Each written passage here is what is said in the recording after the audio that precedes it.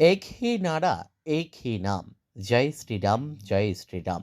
এই স্লোগান নিয়ে মাতাবাড়ি বিধানসভা কেন্দ্রে মঙ্গলবার এক ধর্মীয় র্যালির আয়োজন করে অখিল ভারতীয় বিদ্যার্থী পরিষদ।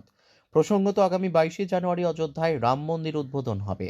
আর এই বিষয়টিকে কেন্দ্র করে এদিন মাতাবাড়ি নগর শাখার পক্ষ থেকে এই ধর্মীয় র্যালির আয়োজন করা হয়।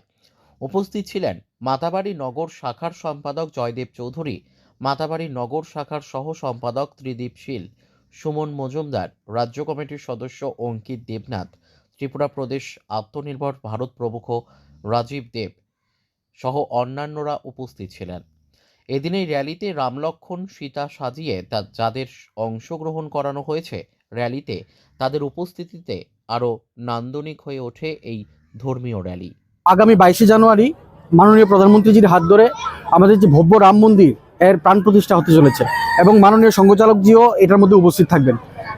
এই উৎসবকেই কেন্দ্র করে আজকের দিনে আমরা গোমতী জেলার মাতাবাড়ি নগর শাখার উদ্যোগে, অখিল ভারতীয় বিদ্যার্থী পরিষদ নগর শাখার উদ্যোগে আমরা এই বিশাল র্যালির আয়োজন করেছি। Bureau report, news daily Bharat.